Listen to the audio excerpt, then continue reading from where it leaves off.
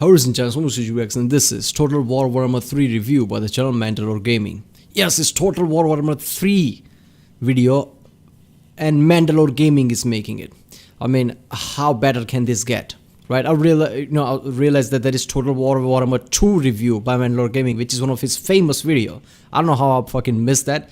But yeah, I've been watching trailers for Total War Warhammer 3.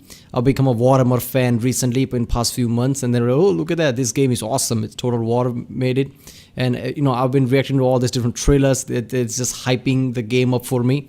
And now MandaloreGaming's review, holy shit, but it's an hour long. Yeah, I don't think I'll be able to do this in one part, but yeah, I'll do it in multiple parts, but let's see it. It's gonna be fun. I love MandaloreGaming so far. There's been few videos that I reacted to it, and they are all awesome. So I bet this is gonna be great too. Total War Warhammer 3 has arrived in a month, absolutely stacked for games. This review covers anything and everything that come to mind, so prepare for trees and menus. Okay, yeah, Total War Warhammer 3, they added way too many features, right? I mean, I didn't play the second one, where I hear that people are saying that all the features that have been added to 3 is ridiculous, especially the new one where you can just play as the one of the lieutenants or something of the one of the Chaos Guards, which is just epic. You can customize them, armor and everything, customize menu and everything. So yeah, I'm gonna play this game. I guess it's gonna arrive in a day or two, 17 or something, right, if I remember correctly. So yeah, so let's do this one. Remember, reflect my reaction. Don't forget to like and subscribe so I know which type of videos to react to more. I love Warhammer, so the more people watches this reaction, the more it encourages me to watch more Warhammer. So that would be great news even for me. I want to watch as much as Warhammer I can. So yeah, let's do this one. After all peace has endured, why would we ever quiver before these milksops?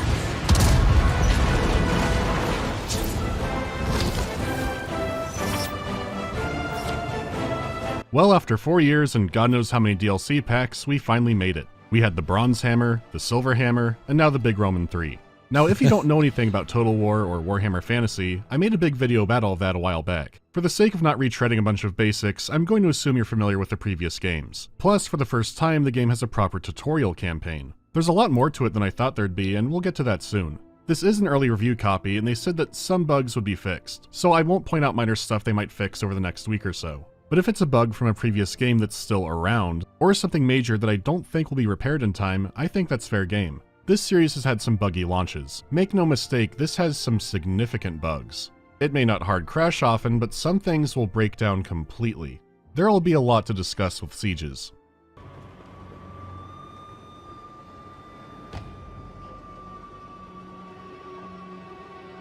Anyways, the tutorial campaign is really something. Alright, about bugs, I just want to say that there has been many games that has famously many bugs, but I have never experienced that in those games. People say Witcher 3 had lots of bugs. I haven't encountered even fucking one. Maybe they patched it way too well. New Vegas had many bugs. Yeah, I encountered like once after playing 10 different playthroughs. One of the playthrough had the save file issue where it constantly crashed or something, but other 9 there was close to no issues. So I don't know, it's I guess if something like that is in this case where somebody might experience bugs and others might not, yeah, I'm fine with it. It's the overbearing, hold your hand every step of the way tutorial that, honestly, this series has always needed. It explains the basics, but you can also learn more advanced stuff that you can only learn through guides or through digging through the controls. The act of just pausing the game gives you a lot of information. Some useful key bindings are also shown with graphics. You get something more readable compared to a giant control list of key bindings, though that is still there if you look for it. To make the game more readable, they added features like having your units be highlighted, and adding snoozing icons onto the unit cards if they're idle. From the moment these features were revealed, I knew I would hate them. So thankfully, all these new additions can be toggled. I also hated this new nuclear waste green color they were using. You would hate it for somebody like me who's newer to this series. This is just incredible, right? I don't have to, I guess, go through lots of guides and shit on YouTube, on Wiki just to realize it. No. I can play it like it's this. bright, but the game has an updated lighting engine. Some maps can now cause a bloom effect, which ranges from weird to kind of bad to horrible. It turns out that Mountain Dew Green is frequently horrible. You can change this color, but it'll be for every element. So I got the old yellow selection color back, but now my health bars are yellow too. Casualty replenishment made me squint, but it was worth it. That said, there are tons of UI improvements. Having floating portraits for characters in a battle is a godsend. The segmented lazy health bars keep things more trackable. Reinforcement icons have a timer and show what units are inside of them. If it looks like your backup will enter the field from the other side of the planet, you can just move the icon over, but doing this will make them take longer. Unit ranks easily show what they do, post-battle rewards are more detailed. Your lords and agents entering a new area now show the effects they're having, making it less of a mystery trying to remember what everyone does. The new character menus in general are great. You can salvage worthless items to cut down on clutter and get some extra money, or fuse two of the same type together to get something better. This significantly cuts down on the hoarder's level loot stack you can have by the mid-game. You can toggle flying units to go on the ground for tactics like ambushes. Lords, heroes, and single monsters are wounded at low HP and less effective. I mean, Jesus Christ, there are so many good changes.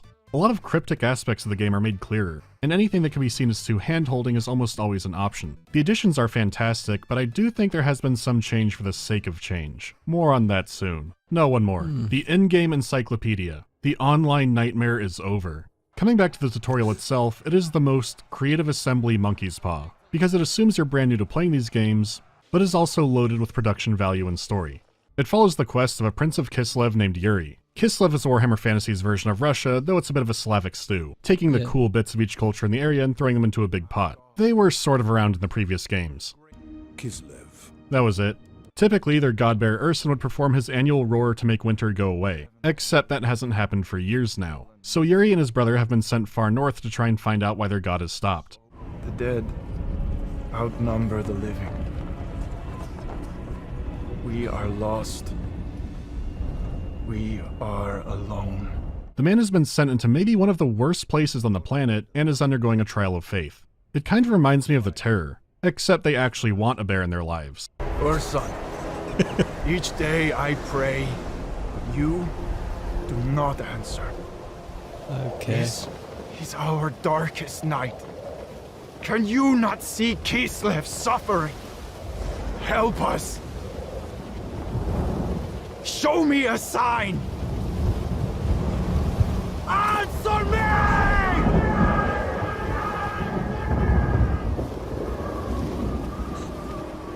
Alright, only if you ask nicely. And Kislev is lost. Until he does hear Urson's voice beckoning him to come farther north. If you know Warhammer, you probably have an idea of what's going on. It's still fun seeing it all unfold. Follow my voice. We move north. The entire story takes place in an isolated mini-campaign. Characters make conversations with each other, you have small decisions to make, and there is a ton of voice acting for everything. It is a well-polished, atmospheric campaign teaching you how to right-click on the bad men. Compared to main game Kislev, it has different characters, technology, locations. If you're new to the series, it is now one of the best tools for learning how to play the game. If you're a veteran, it's full of pauses explaining very basic stuff. But it still seems like something worth playing. It's a direct prequel to what happens in the Didn't expect this one, right? Story like that, where you're actually playing a story, conversation happens, you make decision. I didn't see that coming. This is incredible addition, and I like the hand holding thing. Usually I hate things like that because usually I'm kind of used to what type of game it is, right? But you know, I've never played a game like this, right? It's been an extremely long while, and especially something like Total War, right? So if I'm going to play this game, this hand holding is definitely better option. the main campaign, and while it is explained, it's very abridged down. The tutorial has some of the strongest character-motivated scenes in the entire series, and it's all in service of a tutorial that's abridged in a few seconds. For a while, I thought I'd actually have a lot to talk about the story of the main game, because it sets up some strong motivations for some key players in that. Unfortunately, in a sentence I never thought I'd say, the main story doesn't hold up against the tutorial. Why? Because gods are selfish. They will betray you as they betrayed me. I have freed you from their burden. What I did for Urson. How is You did tutorial it for bad? yourself. Took what your heart desired. Look how you've reveled in your dark baptism. The camp protects us. But what of our supplies? Where is he? Let me show you what you hold so dear. Build a camp. Then we can rest. The production value is so weirdly high that it can easily be a standalone demo for the game, except everything personal about the narrative gets dropped off. This is a weird situation.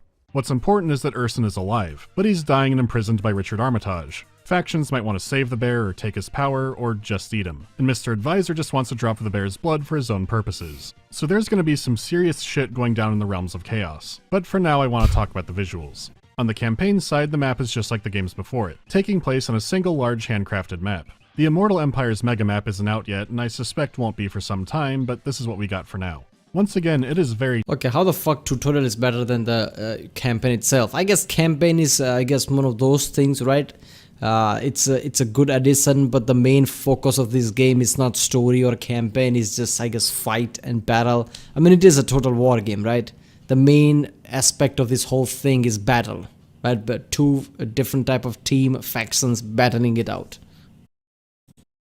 Technically impressive for an overworld map. The setting has wrapped around east, but also pushed far up into the north. These include the realms of chaos, each one being ruled by its own god. When it comes to how good and detailed a campaign map can be, these are the current winners. The realms have an absurd amount of fine touches to them, and they're vastly different. Nurgle has a disgusting poison swamp and sewer jungle combo, where Tzeentch has a bizarre anti-gravity ocean reef filled with strange crystals. The world map has way more effects, and funnily enough my computer has more problems running it than the actual battles themselves. The landscapes can be more dreary and oppressive, which is perfect for what this game is all about. I mean, this whole thing is centered around evil demons. It's not all a hellscape though, because there are still flashes of beauty. Unless they fall to corruption where they do become hellscapes. Its use of color is better than ever, but something strange happened while playing it. What?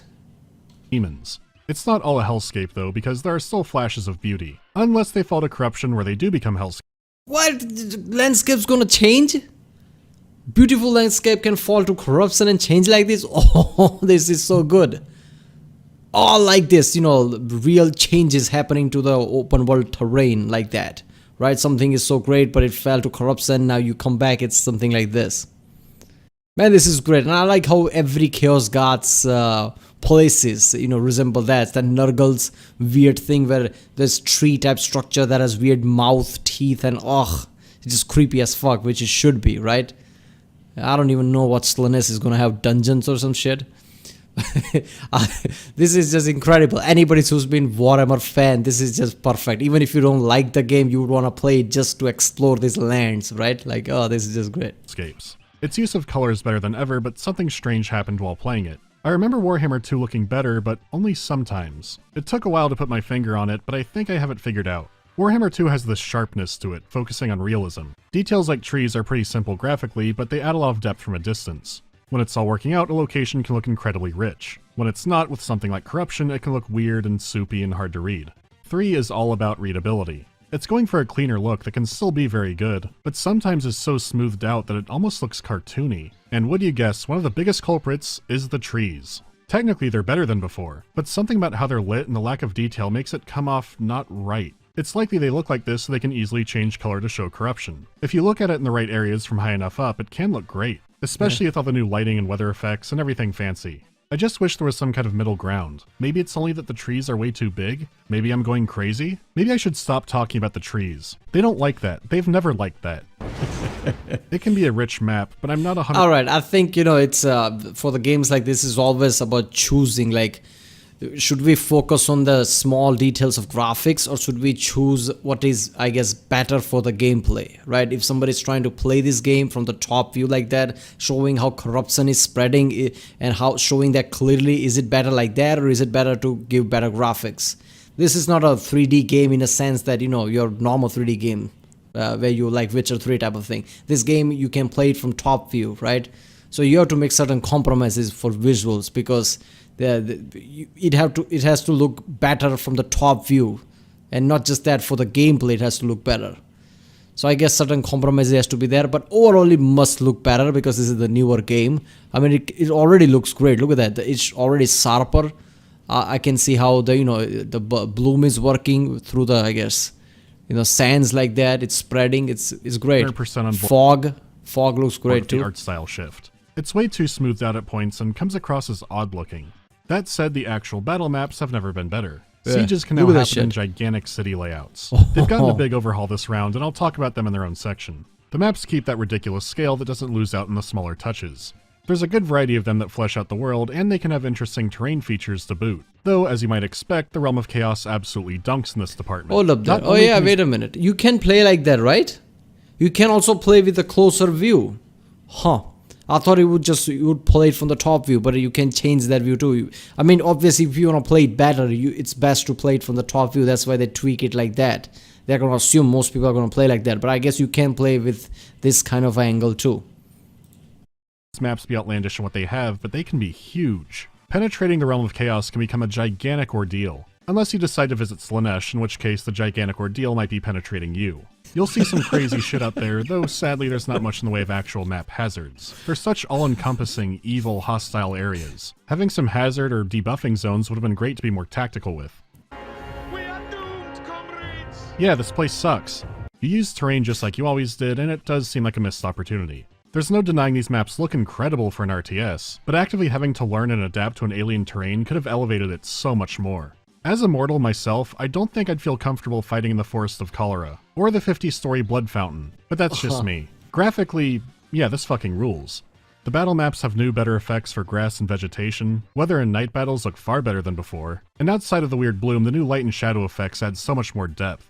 Actually, I did wonder if old characters would look weird in their portraits. Well, everyone's looking a little bit pink right now. Maybe that'll change with the combined map. To their credit, it does look like a lot of old units are getting touch-ups. The textures might be sharper, or the models have some adjustments. They're not all at 100% yet, but I'm glad and thankful that work is still being done on the old stuff.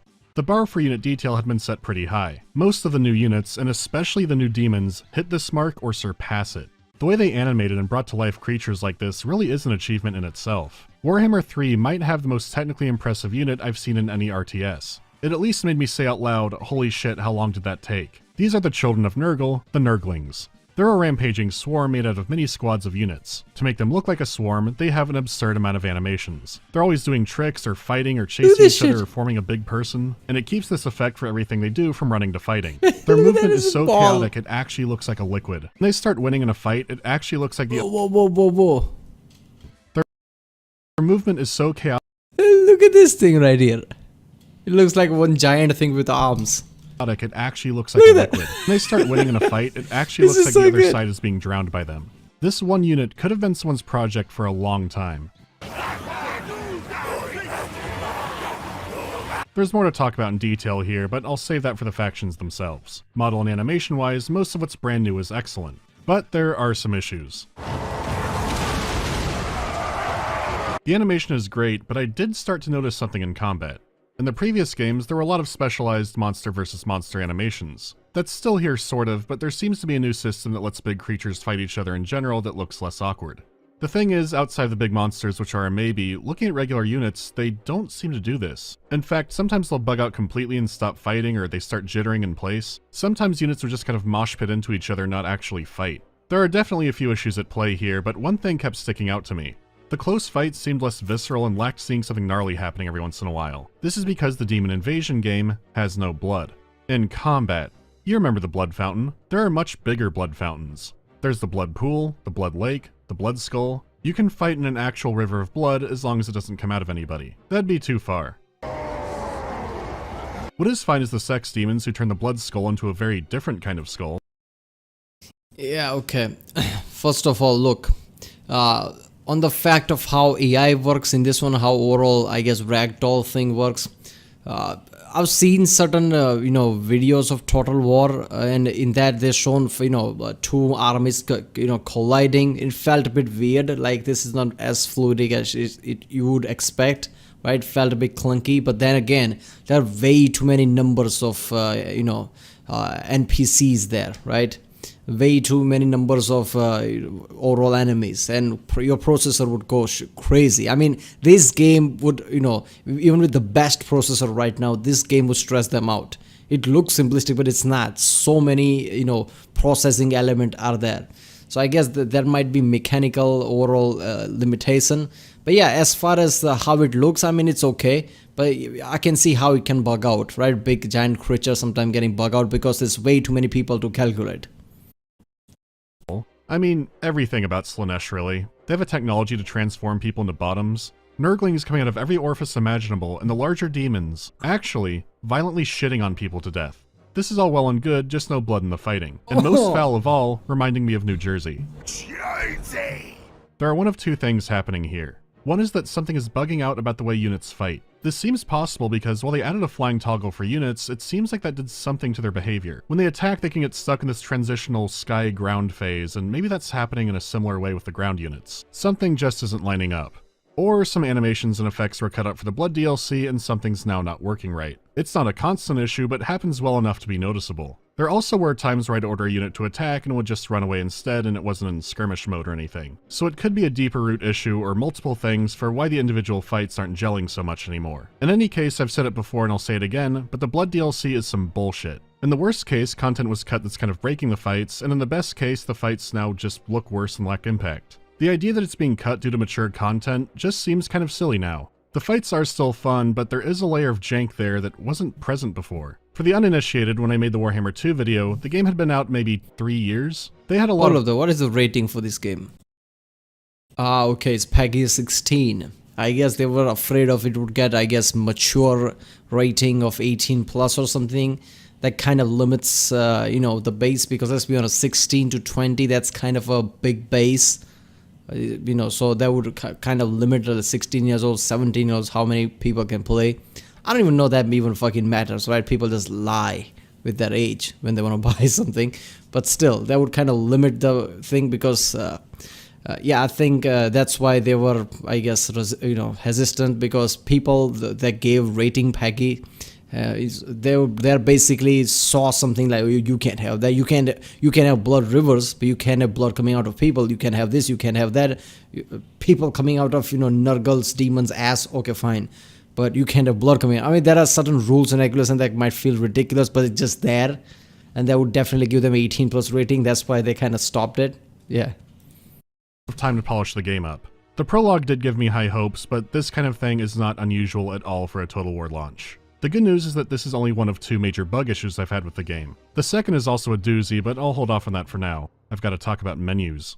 On first seeing campaign gameplay, I went, wow, these menus are red. That's pretty unusual. I'm more used to seeing that kind of thing in like an Oblivion mod. But it does fit the whole demon theme of the game. It does I did look get like worried that. when the main menu reminded me more of a mobile game, but the new faction selector is great, and there's all the other UI improvements I mentioned earlier. I played it for 2 weeks straight to get used to it, not compare constantly, and then I went back to Warhammer 2. My first thought was, wow, this is bright. My second was realizing how much better some things were that got changed. For missions and quests, you used to have this handy icon up in the top right corner. To make them extra handy, it even separates these out. You know what's an important quest battle and what's a side mission. For some reason, they removed this icon, and now every mission and quest now shows up unsorted on a banner on the right side of the screen. Where you could once easily tab between missions and events, the events screen now covers up the mission banners. Just to make it even weirder, it'll issue a mission like the old game, clear in the right center, all readable at once. Cool, okay, you click out. It's now in a banner on the right side of the screen. You click that, and now it's all crunched up on the bottom. You need to drag scroll to read it, and the teleport button is always partially cut off. It's like, it worked fine before, and this is worse, needlessly. This seems to be the running theme for the UI issues. At first I thought they might have changed the magic orb icon to an hourglass to Wait a minute, it could be because there is such thing as 4K now, and 4K kind of, makes the UI much smaller, so they might decide that, okay, if you click at it, expanding at the bottom is better, maybe. I mean, I'm pretty sure you can just, increase the UI text area, but they just assume probably people are not going to do that when you select 4K. I don't know, it could be that. try and fit more spell icons on there. But no, they just made it way harder to read at a glance. Whereas City Wall used to just have crenellations in the banner, it now has a wall icon. I can guarantee new players are going to think it's a capital because it looks more like a crown. As far as the whole red thing goes, that wouldn't be a problem in itself. It's more how far this theme was taken that confuses me. I'll start with a small example. In Warhammer 2, different factions had different colored technology icons. It's not vital, just a tiny thing to add some flavor. 3 keeps the icon color theme, but the banner is always red. Now let's apply this to something like character skills. They're scaled nicely across the screen and colored. It's easy to tell someone, oh, you're having trouble, just put more points in your blue line, or something like that. Again, they kept the old icons, but it all looks red. This can't possibly be to make it more easily readable. If you think it's for better theme and flavor, then how about this? In previous games where you conquered a city or colonized somewhere, you'd get these nice little art icons. It gives a nice extra window into what your faction is all about. Now they're super simplified icons. Red on red icons. So when they do add the old races, are they going to get rid of the artwork, or what's the plan with it? Okay, I think this is like your old RPG adventure type of card type of system. they thought this is kind of an old style, old age type of thing. And obviously there is this trend, like if you want to modernize something, you know, just I guess make as simplistic and elegant as you can, right? Just have one color and just don't put that much detail, just keep it simple. So, you know, having a card inside the photo with borders and all this is a bit too much, right? Minimalism is the exact opposite. You know, having just one singular image or color behind it with just one icon is more modern. That's the problem with the, you know, newer type of things. They think simplistic and elegant is like new modern. Sometimes it ruins the whole thing. Of Warhammer. When people say they want more minis, they mean the little dudes. If you're still not convinced, maybe this'll do it. In Warhammer 2, when you construct a building, there's a green banner. When you deconstruct a building, there's a red banner. This has been burned into players' brains for hundreds, maybe thousands of hours. Someone said, what if they were both red? Someone made a little deconstruct icon, but the game looks like this, and you cycle through cities all the time. And look, game devs are hardworking people. If there's a lazy game dev, I have not met them. This alone convinces me this was probably not the UI team's idea. A lot of people, including me, have called Warhammer 2 a very good standalone expansion. I can only guess that someone thought the game needed to look radically different to dispel that, even if that meant removing well-thought-out things that were already working fine for years. And look, being irritated at menus probably isn't what you're here for, but these are just some of the annoyances that do stack up. Having information in new areas, but sometimes they go back to the old ones, can drive you nuts. The deconstructing especially kept reminding me of a story. It's not a video game one, but too perfect not to briefly tell. The UI reminds me of an incident. You know what? His video of Total War Warhammer 2 is like 3-4 million. I didn't even see that exactly. 4.7 million views. So I bet he's the reason why they did that, right? I'm pretty sure that they probably saw the MandaloreGaming video, like, holy shit, this is near 5 million views. This is the most famous review that probably is. And he said that this is just expensive. It's probably Mandalore's fault. Blame him. All this UI issue. In China in 1966.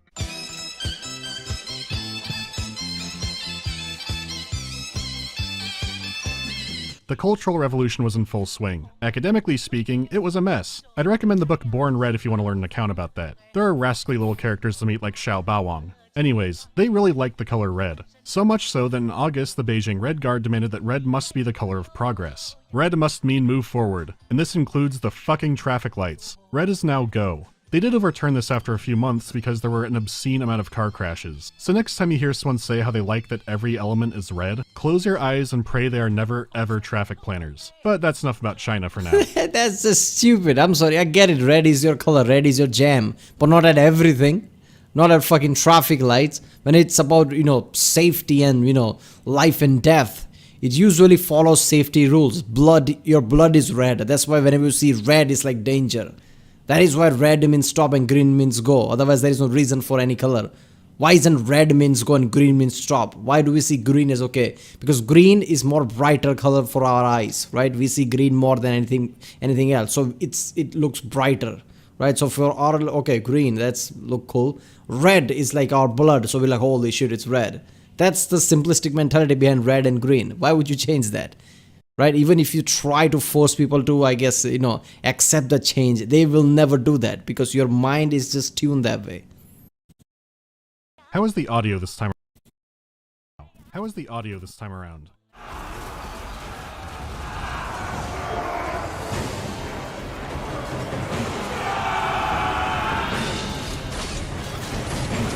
Okay, what?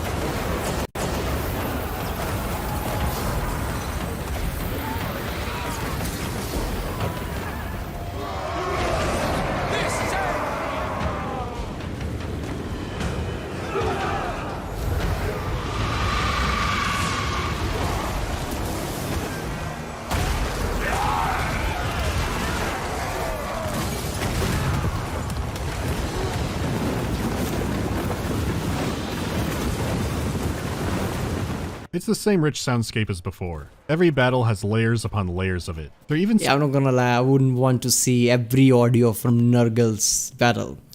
Some of the things that Nergal's demons do, ugh, I don't want to hear the sound of that. Seems to be more variety in the units addressing who they're fighting. More trash talk is exactly what I like to see in Warhammer. Another good news, while not as deep and trait-based as the old games, they did bring general speeches back. You just need to be close to them before the fight. You will see your families again! This the Storm Dragon swears! Your children will grow old and fat thanks to your bravery this day. Mel Gibson style speeches. Survive will say that they met God, and he is great and terrible. Battle means death. Death means decay. Decay means disease.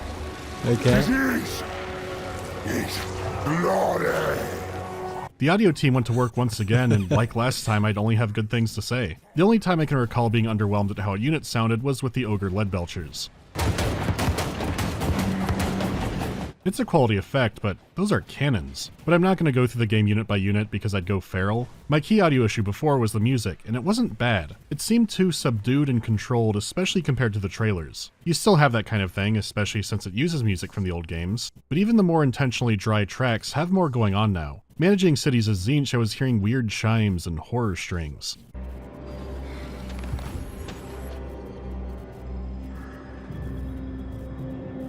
Ooh, I like that. Please gaze upon me. Sinister. We witnessed eternity. When it came to factions like the Ogres and Kislev especially, there are some standout tracks now. The Ogres will bounce between Mongolian tribal music and these big, bombastic war drums pretty frequently. It's the exact kind of music I didn't really expect to be hearing playing this, and it's great.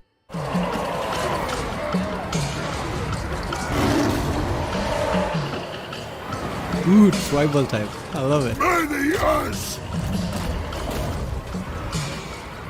Hunter! The more provides!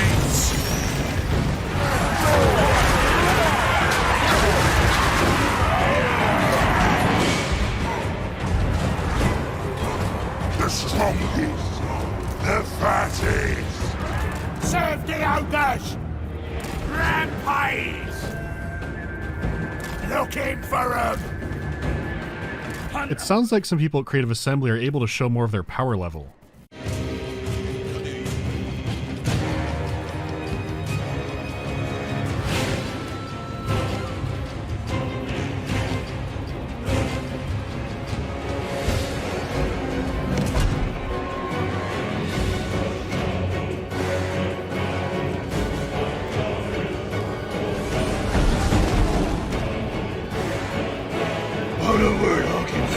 Yeah, seriously. Here comes the bat.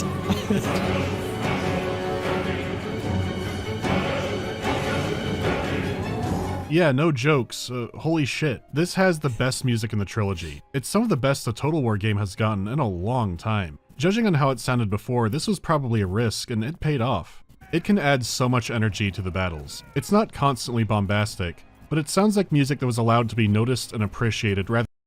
Look at this shit right here. What's happening here? Is that corn and that's why it's burning in the distance there? Than just being a backdrop. It can be the kind of score that makes you do a very dumb charge in a fight because it just feels so right to. It's a massive improvement and I'm so glad for it. Gameplay wise, there's a lot of new stuff to cover, so I'll do what I Alright, so as far as sound and music go, I've said this in the one of the previous videos of any game review, that music and sound is extremely important if you're trying to create an immersive experience. There it's the word immersive again. But yeah, seriously, let's be honest, everybody loves Skyrim, right? But Skyrim wouldn't be Skyrim without its music and themes, right? Everybody has their moments in Skyrim and they're all attached to some kind of music and theme that played at the time. Witcher 3, best game ever. Why? Because of the themes and music. That's pretty integral part of it, because everybody remembers that tavern song, right? Everybody remembers some music plays when the battle starts. I mean, we have our senses, and hearing is pretty important one. So everybody creates awesome graphics and visual for our vision, but what about the hearing, right? Music and the sound effects are extremely important. So if you do that right, that alone just wins everything. And this so far looks incredible. All the battle sounds, right? All the different type of sound effect, those things flying in the air makes a sound, and paddle sound music. I like how ogres have this kind of a drum type of thing going with the tribal type of music. I did last time. Go faction by faction and pick out the new stuff along the way. Easy. Kislev. Residing in Kislev is a hard life. The climate rarely goes above sub-zero, the local wildlife is aggressive, and it's regularly attacked by interdimensional monsters. Every so often, the local mayor will need to step outside to 1v1 a demon lord. So really, it's just Russia. Except demons keep burning all their buildings down, so they can't climb on those as high as they'd like for no reason. They're led by an ice witch queen named Katerin, who constantly feuds with the leader of the Orthodoxy, Kastalton. You've got the vodka makers, powerful squatting form, the babushkas, the bear cavalry. It's everything you'd expect. As far as the battlefield goes, they have an interesting roster. Most of their core units have hybrid roles. Regular Kossars have bows, but can also wade into melee combat with swords or spears. Their big armored brothers can hold their own in melee a lot better, but they can still whip out handguns. They do have some specialized units, but it's more about adaptability and versatility. Having a bunch of troops that can switch between ranged and melee and be decent at both gives you a lot of reactive room in your tactics. It also gives you more wiggle room to recover from mistakes. Say you weren't paying attention and you left your artillery undefended. Well, it's pulled by polar bears. Not Earth polar bears, Kislev polar bears, which are somehow even more murderous. Yeah, even if it's caught, that artillery is going to be fine for a while. The roster includes Ungol horse archers for harass potential, solid infantry line holders, and if you're feeling Polish and a little tired of Zabavny Mish, you can send out winged hussars that have everything short of the funny number. You also get some new kinds of magic, including ice to try out. They're all about giving you options and things to experiment with, and it's no wonder it's recommended as a first campaign. On the campaign side, Katerin and Kastalton are competing for supporters. Getting to a tier before the other will unlock buffs for this faction, though they can be overtaken later. Another new resource called Devotion can be used to buy special religious buildings that usually give more supporters. You can also spend them on invoking the Motherland, which is similar to rituals in Warhammer 2. The entire theme is built around Kastalton, the state, and the Orthodoxy versus Katerin, strange magic, and the Ice Court. Kastalton loves the bear, Katerin loves ice. By their powers combined, you get the big ice bear. But let's get more into this rivalry. On the campaign side, Katerin has control of the Ice Court. This lets you train magic lords and heroes over a series of turns with some dilemmas along the way. On the battlefield, the Ice Court brings the Ice Guard. These are deadly hybrid units that are good in melee and have slowing ice arrows. Combined with some spell buffs, the range game here can be supremely effective. Magic can be absurdly strong in this setting, so to counter her, Kastalton also has access to the Ice Court, which is strange since he hates them and considers them heretics. He does have secular units like the Tsar Guard, maybe?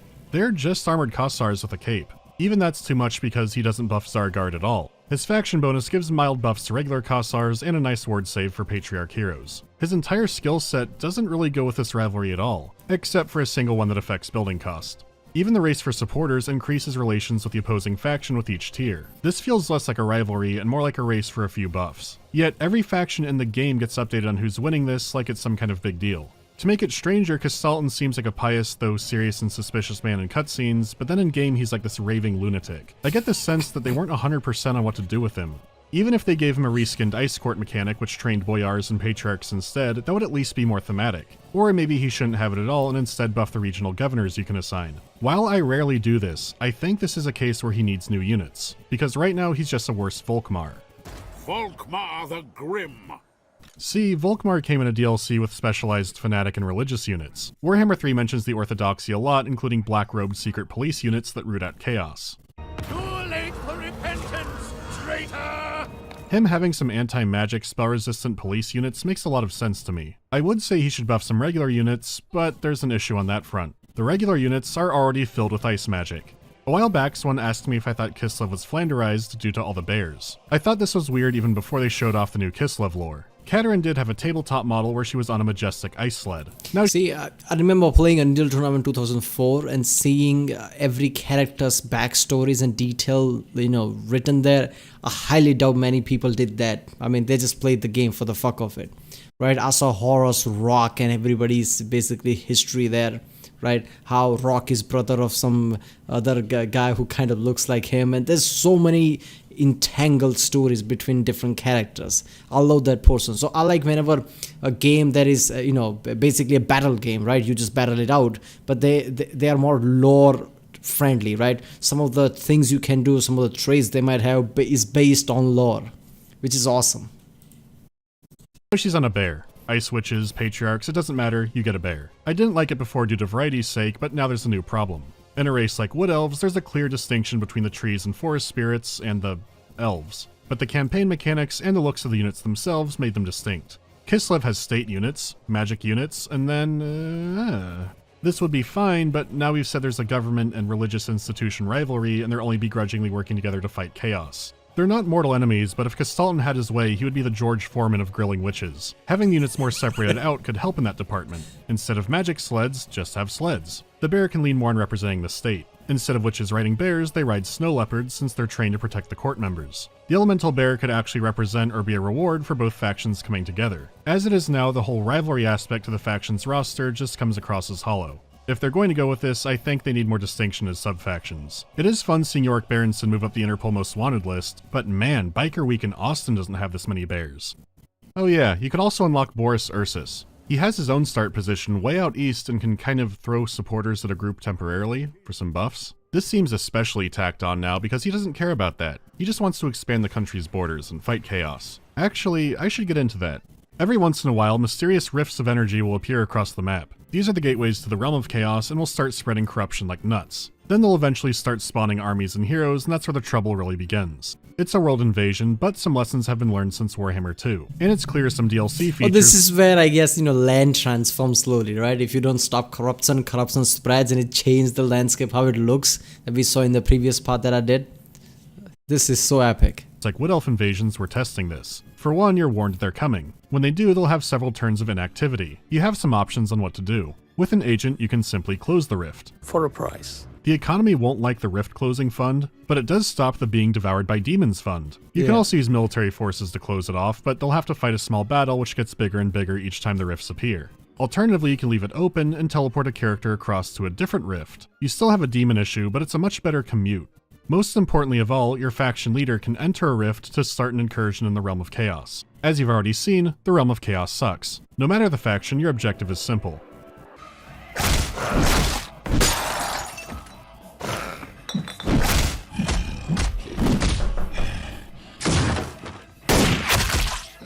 Barge in and make it even worse. Each realm is dedicated to a god and has its own separate challenges, though there can be questionable rewards in there too. In the realm of Khorne, there are many strange rogue armies. You'll need to spill a lot of blood to progress further. Some parts of it will offer powerful weapons like a cursed spear or a chain sword. This is a few years early on Total War 40k. Tzeentch's realm is an annoying maze, Slaanesh's tempts you with more and more powerful rewards to leave, and Nerglings is very stinky. Overcoming these trials will be challenging. The demons respawn endlessly, and sometimes other factions are also venturing around the realms of chaos. You'll need to overcome the realm's trial and then face a demon prince in a new kind of fight called a survival battle. You want their soul, and if another faction beats you to it, you'll be kicked out of the realm and can't come back until all the rifts respawn. Only one soul per rift cycle too, you can't double dip. There are some drawbacks. You have a chance— Ooh, I like how, they tempt you to give certain buffs just so you leave. What? There's the mechanic like that? This is incredible. But it would be so good if somehow they add actual chaos guards in this. I mean, that wouldn't work, right? I mean, how could you just go there and beat a chaos guard? If they literally add one chaos guard there as a character, what's the story, that they kick your ass? I mean, but that would be so good to see actual chaos guards there. I mean, you see the lieutenants, one of themselves, I guess. I guess they don't manifest like that, right? Chance of gaining a negative trait while being in a chaos realm. These can be significant debuffs that you get multiple levels of. The only way to cure it is to sit your lord inside of a province capital and wait for a chance that it goes away. At best, fixing it is dull, and at worst, it is incredibly annoying. If you're playing a race like ogres, you might not have easy access to a trait curing building. The same goes for someone like Scarbrand, who gets all over the planet. Changes to supply lines means you can easily field more armies than before. But like 2's Ritual campaign, you don't need to expand too much. It is a definite improvement that the mechanic doesn't outright punish you for expanding like it used to. They did have to warp the map in a strange way to accommodate the realms. It'll be interesting to see if they make it into the big combined map. A Domination Victory in this campaign is especially difficult. If another faction gets all 4 souls, they can go to the final battle and win the game. There's no magic intercept button this time, you have to physically slow them down in the realms. So where 2 sort of allowed you to ignore the main campaign and play more sandbox, this is much harder to do here. Beating the campaign won't give you any kind of map painting reward or buff. For better and worse, the main mode is much more objective focused than before. The sandbox will come eventually, but this is what you have for now. Alright, let's get into the new survival battles. These can be some of the longest in the series, and they're not kidding about survival, it's an endurance round. What you do is advance to capture a point, hold off a wave of enemies, and then do this 2 more times. On the last point, the Demon Prince himself will join the fight as a final boss. During all of this, you have a new resource called supplies. You get them for murdering and a big chunk when capturing a new point. These let you build structures in designated areas on the parts of the map you control. There are 4 kinds of towers, which no matter your race get more shooty and explodey the more you spend on them. I like that bit of element there. Usually when there is a survive mode where you fend off hordes of enemy, like wave system, right? Wave 1, wave 2, wave 3 that usually things have. You usually start with certain resources, you stick with that, but in the end, right? By the third wave, you're battered, you're low in resources, and you have to fight through. That kind of feels a bit too extreme. You have to make it more realistic, in what you're doing, right? I guess if you're stuck at one place trying to fend off zombies, it makes sense, like where you're gonna get resources. But if you're doing something like this, you capture a point, of course you're gonna get resources from them, right? You can get a supplies from what you capture. There will be resources that you can take, like how it works in normal warfare that has been working for thousands of years here. Somebody goes, capture a town, take resources from there, and just continues. I like they kept that kind of element and not just give you one resource and that's it. But also 4 kinds of wall structures which can behave differently. You could put down platforms for ranged infantry, structures that buff your guys or debuff the enemy, or a big fat wall they have to break through. You can also spend supplies on spawning and reinforcements because things just work weird in the realms of chaos. This includes being able to give your soldiers temporary upgrades for the battle. You can restore everything from magic to ammo to healing, though healing still has the caps. It plays sort of like a tower defense mode, but the flow isn't that controlled. It also depends on who you're fighting since each god has a different survival map. On some, towers can be incredibly powerful since the enemy barely has any options for dealing with them. Whereas Tzeentch's Fun Zone of Hell has plenty of ranged options and your towers will be the least of your worries. I've played quite a few of these and I'm still not sure how to feel about them. The word that keeps coming to mind is long. The fights take a long time, the map itself is long, but there's something not quite right about the flow of the level.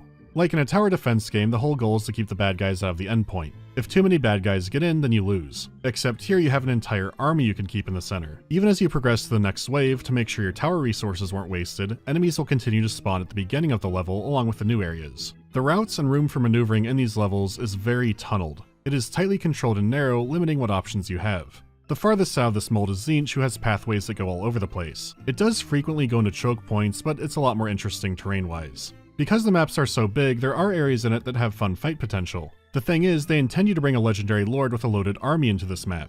Moving through it usually means narrowing your troops, and it feels sticky to control. The question is, why would they want you to fight in these weird narrow areas to get to a more opened up control point? That's because you're fighting through the expressway lanes that were designed for the AI to go through. The map was designed for swarms of zombies to beeline towards a single point.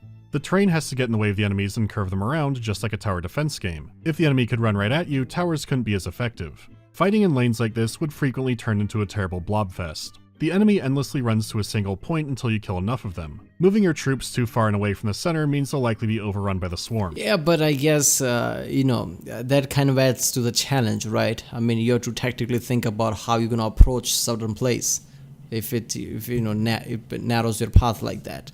And as far as it being, feeling a bit grindy, this battle, I guess that's the whole point of it, right? You're fighting in chaos realms, and chaos demons are kind of just that, endless and endurance style. I guess grinding is the way to go. It feels long, it feels like endless. That's the whole point of it, I guess. It's lore friendly in a way.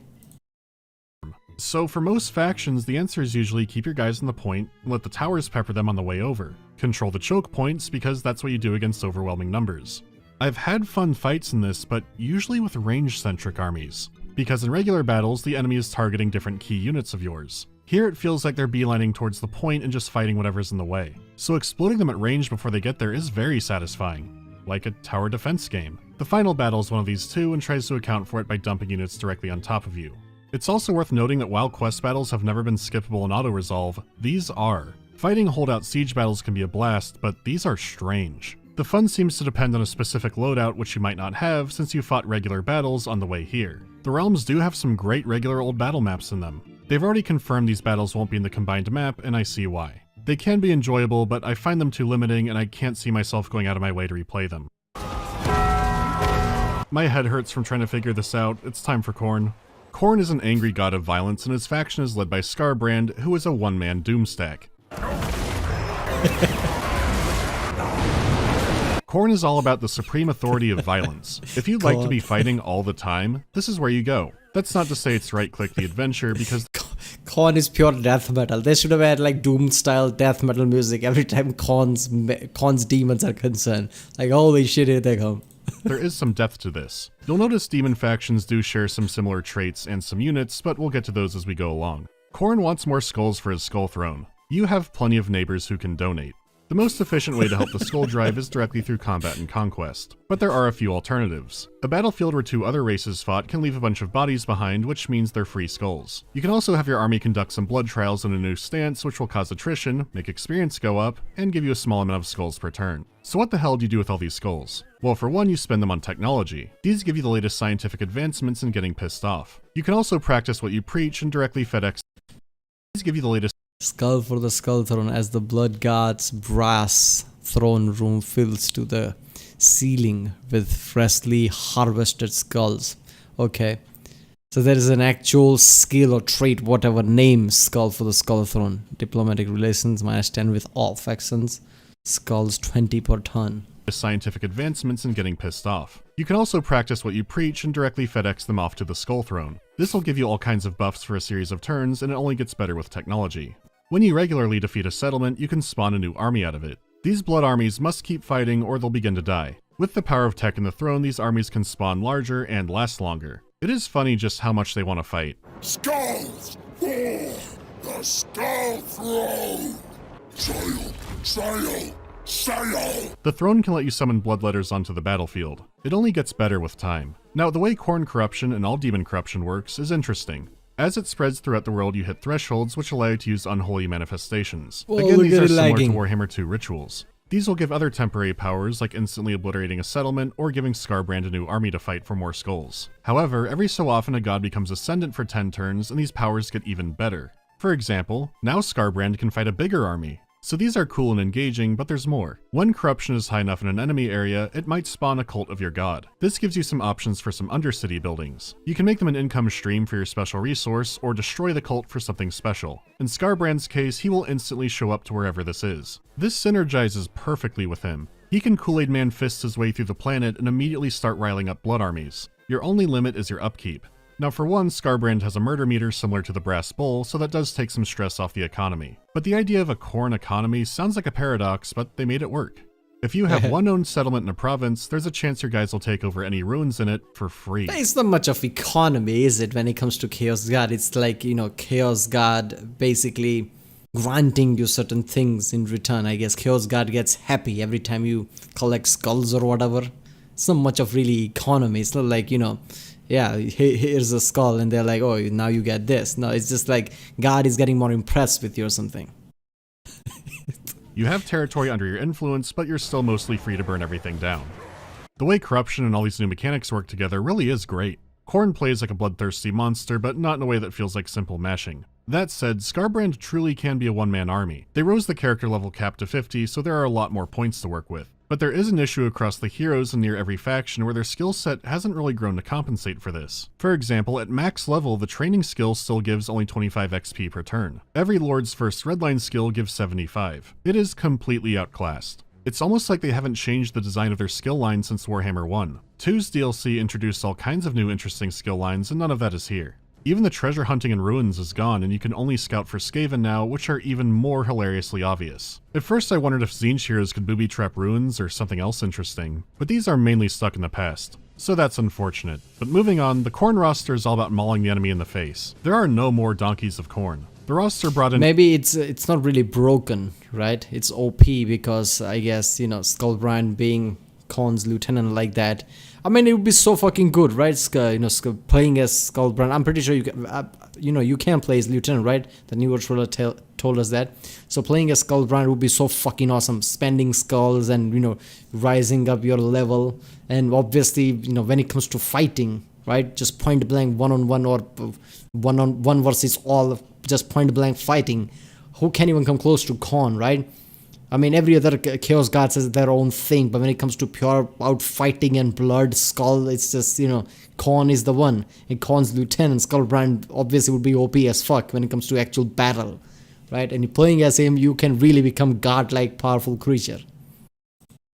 And all new dedicated warriors, along with all their war gear. They're comparable to orcs in size and carry on the faction's spirit of getting into melee and killing. They don't do spells or magic or even ranged outside of some artillery. They just want to hit you in the face and take your skull. This is a joint task force of mortals and demons, and while you know people just run away, demons function a little bit differently. They can't actually die, but their soul goes back to the realms. In-game, this means if their leadership is too low, they'll start crumbling and then vanish, very similar to undead. You'll need to consider who in the army will fight to the death, and who will rout and maybe come back for another chance. Khorne's army is strong in combat and can become even more effective by killing. Killing enough enemies can unlock army-wide abilities, and even individual units might have a bonus too. You can essentially have your stronger units just eat enemy chaff, keeping them healthy. So there is no second wind if you're going against Khorne, right? You're going against Khorne, you're losing. Okay, because you're losing and so many people died, Khorne's army is going to be even more powerful. So you're lost already, right? There is no second wind for you. There is no last moment victory because it's Khorne. I like how there is different AI mechanics, right? It's not like everybody else. Khorne's demons are not just gonna run away because they're fucking demons, but they'll just, just gonna disappear, basically. Healthy and powering them up to fight a stronger battle.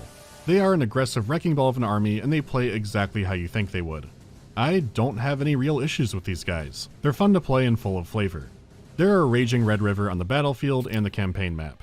I really like the event where a Slaanesh demon seduces one of the warriors. Above the others, Khorne hates Slaanesh, so you either castrate your entire army or implement an official horny police. Yeah. You know what? Let's talk about Slaanesh now. Alright, wait. Yeah, Khorne hates Slaanesh. Like, what is this shit? What you doing, man? Slaanesh like, debauchery, BDSM. Like, what? What the fuck? We talking about honorable fighting here, blood and everything. What the fuck is all that? What you doing there? Let go of that soldier. Man, this is such a good one. I like how every different demons and every different chaos gods, armies would fight differently. They have different type of things, different traits. They act differently. This game is so good and so much depth in it. It's all lore friendly. It's awesome. An official horny police. Yeah. You know what? Let's talk about Slaanesh now. Slaanesh is the god of pain and pleasure, sex, drugs, and rock and roll. His depraved followers are mortals and demons who thought the Cenobites were just too vanilla. In-game, their faction is led by the demon Nakari, who, fun fact, was once enslaved by Malekith. Or Nakari tricked him into letting him be a slave. What? He likes that sort of thing. Fact was once enslaved by Malekith. That's scary. You mean Malekith from Elder Scrolls? Malekith, I think, I could be mixing them up because I remember that somewhat because, I was really, I don't know. I really wanted to know what Drukkaris are, Dark Elves, right? How dark they are. I don't know, I was just fascinated by them. So I'm pretty sure that Malekith is a leader of the Dark Elves, Drukkaris, right? I could be wrong, I'm pretty sure that's the case. Well, I understand similar name. Or Nakari tricked him into letting him be a slave. He likes that sort of thing. Where Khorne was about anger, Slaanesh is about sheer depravity. They will never know the Sith word. Considering the company's weird relationship with blood, I thought they might try to tone Slaanesh down a little. Thankfully, they didn't. I'm not saying it's Lust from Beyond, or that you should be expecting a Free the Nipple pack to go with the blood pack, but I think they found a good balance. In the beginning, the advisor says to be careful not to expose your flank to Scarbrand. In reality, this is the exact kind of thing Nakari would do to piss him off more. However, properly using flanks is the key to winning with this faction. It's all about rear charges and hitting the right spot in the right time. Most Slaanesh units are ridiculously speedy. Even Nakari is constantly Naruto running around the map. The mortal followers are made up of a few kinds of masochistic marauders. They're not great at fighting, but effective for tying the enemy down for the real fun, which is getting shredded from every other angle by the demons. The cavalry and chariots are good at quickly repositioning for a new charge. Ideally, you maneuver around the map hurting the enemy using your units and spells, and then deliver the perfect charge when the positioning is right. Though on the battlefield, out of all the factions in the game, this is probably the one I'm the worst at. Am I losing it? Maybe my shoes are too tight? It turns out there's a few factors at play, including a nasty bug. For one, the cavalry and chariot mass and charge bonus isn't that high. Even a perfect hit on exposed weak units can feel like a tickle. The second is that there's a bug with how charge reflection works. This is used on some anti-large units like halberds and pikemen. The idea is if they're braced for a charge, it won't So I'm pretty sure after this video came out, the Total War would have patched that out, right? Because they would watch this. Why wouldn't they? They got 1 million views. This is as publicity as you can get with creative content channels like this. But yeah, it's a bug. As far as Slaanesh's whole squad feels like one of those sneaky things, right? Not a brute power, not some like Zinch type of conniving. It's just one of those sneaky, hitting at the right moment, flanking and all that crap. well for units charging them from the front. How it currently works is if they countercharge, that damage will still apply, and possibly even when they're just moving around, that damage will apply. I've hit units from the back with chariots, and my chariots melted instead of them. This bug is easier to tolerate on other factions, and especially their cavalry, because they're much beefier. These are glass cannons with virtually no armor, so I do get how they're supposed to play, but I don't know how much is muddy due to design or to some kind of bug. Slaanesh does have 2 aces in the hole. One is the Lore of Shadows magic, and again, this is either a bug or something is incredibly overtuned. The Lore of Slaanesh does have some direct damage spells, but again, it's more about positioning. Stuff that causes rampage, reduces unit speed, you get it. For the new Shadows Pendulum, you line up your trashy tar pit, wait for the high-grade enemies to come, and then you click the funny button. This might not be balanced. What do you mean? Of course it's perfectly balanced. Why shouldn't a very easy to access spell wipe out entire multiple... Hey, how did you... What? Okay, the second is that they do have good units, but they can fill the holes in their roster on the campaign map. Warhammer 3 has had a huge rework to diplomacy. This is the perfect time to cover what's new there, and then come back to Slaanesh-specific stuff. I guess that Slaanesh thing that he said is a bug about the cavalry charge is not really a bug. I guess Slaanesh, his whole squad is like that. Some things are not going to be damaging, as overall it's not going to be damaging, it has to be sneaky something, but at just right moment, if you can have power moves like that, easily accessible power moves that kind of balance the field. So maybe it's not a bug, you know, his cavalry not having that much power. Because let's be honest, Slaanesh specializes in pain, debauchery and shit, not really killing, right? I mean, Slaanesh wouldn't want to kill you immediately. He would want to, you know, torture you first. There is a dedicated fuck off button for trespassers. If they don't pack up in 2 turns, you can declare war on them with no diplomatic penalty. No more violating the NAP on my watch. You can offer or receive diplomatic threats where refusal results in war. How dangerous you are as a faction is now taken into account, and United Against Us events only happen if you're starting to become dangerous. You can finally trade or directly gift cities. Your allies behave in smarter ways and are better at coordinating with you. Alliances themselves have also gotten a big overhaul.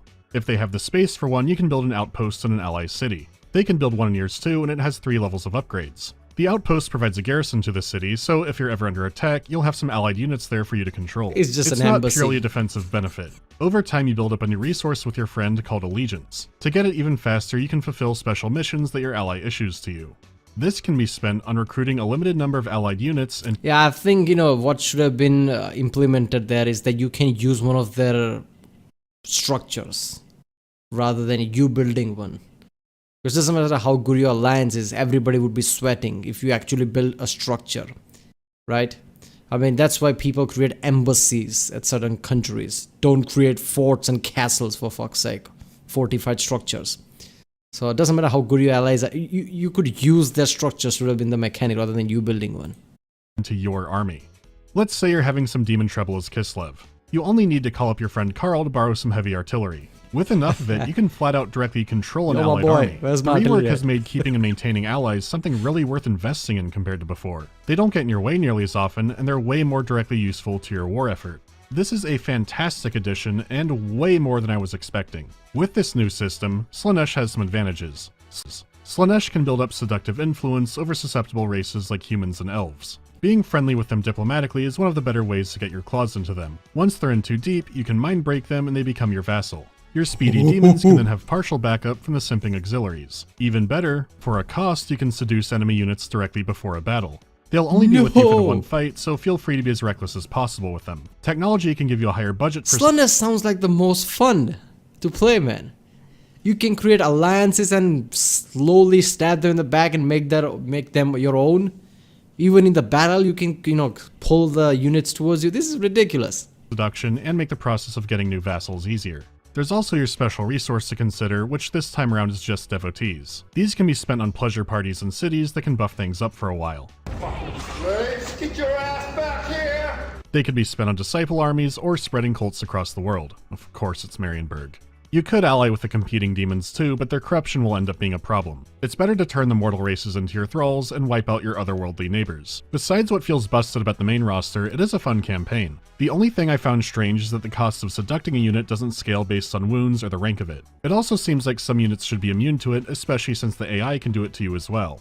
My biggest issue is tied to the diplomacy AI, it just hurts Slaanesh the most. Factions will still declare war on your vassals and don't seem to account for you. I think they fixed this in 3 Kingdoms, but it's popped up again here. It's a fun campaign, but for now I wouldn't rely on the core roster. Now, I don't want to get too bogged down in demons, so I'm going to take a great leap forward over the next 2 and talk about Cathay instead.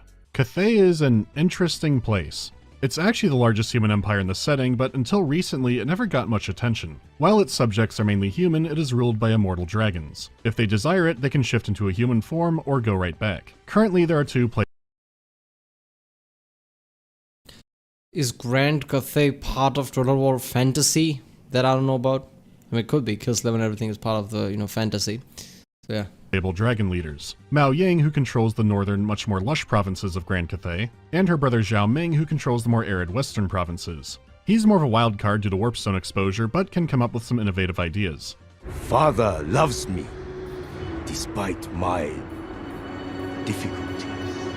Cathay faces constant danger from neighbors, but the worst are the forces of chaos. Fortunately, they've constructed the great Bastion of Cathay. It's worked wonders for keeping demons out of their land. They do send trade caravans out to the western world, but sometimes things get perilous. All of this and more is reflected in their unique mechanics. You don't have a singular special resource you collect. No kinds of labor points or something, thank God. Instead, you have the 2 forces of yin and yang, spiritually significant in the east and the Olive Garden of Tattoos in the west. To maintain harmony, you must have balance. Technology, characters, or buildings have a yin or yang value that contributes to your overall score. Balance can swing one way over the other. It'll begin to debuff what you have more of and cause public order to fall. In this example, the more yang Damn, I like how the yin-yang element with this kind of a Grand Cathay thing, right? So this is more like a Chinese culture type of empire. Obviously the name, so they also implement a yin-yang thing. So if you overpower something, that's not going to work, right? That will literally hurt you. You'll get debuffs.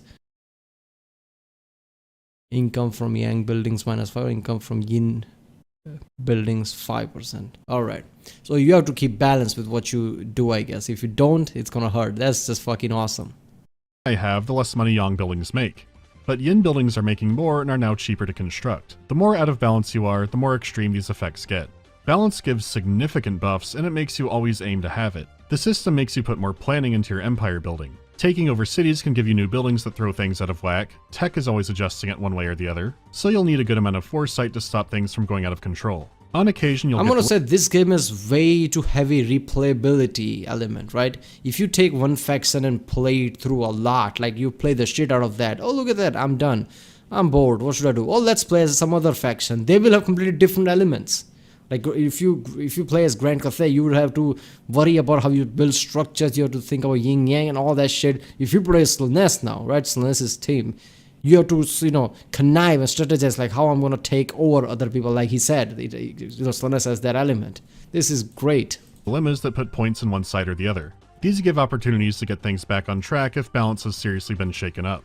At first I thought this would be annoying to deal with, but I ended up liking it a lot. It makes you consider some progression options you might not have otherwise for the sake of keeping balance. And making smart decisions in that constraint can be pretty engaging. The actual building economy isn't the richest anyways, but that's what the trade caravans are for. You pick their route, destination, and how much money they'll be carrying. Then you see what happens. As the turns go by and the caravan moves through the game world, all kinds of events will pop up. These can be a lot of fun. Sometimes it's a small-scale battle. There are opportunities to recruit special foreign units into the expedition, and situations can affect everything from army abilities to diplomacy. There's a solid sense of progression to it too as you clear out the roads and your army and your caravan lord becomes stronger. If you're committed to turtling and defending the wall, these frequently give you stuff to do. The act of defending the wall is making sure a Cathay faction owns the gates. If Chaos takes it over, it just becomes a rubble pile that all their hordes climb over. Chaos will build up to attack it constantly. Besides the old-fashioned ways of getting rid of them, there's also a magic compass you can adjust. This can generate extreme attrition to melt a lot of them, but the other rewards the compass offers are tempting enough that you want to keep shifting them around. On the campaign side, it's a very rich faction mechanics-wise, and harmony extends to the battlefield as well.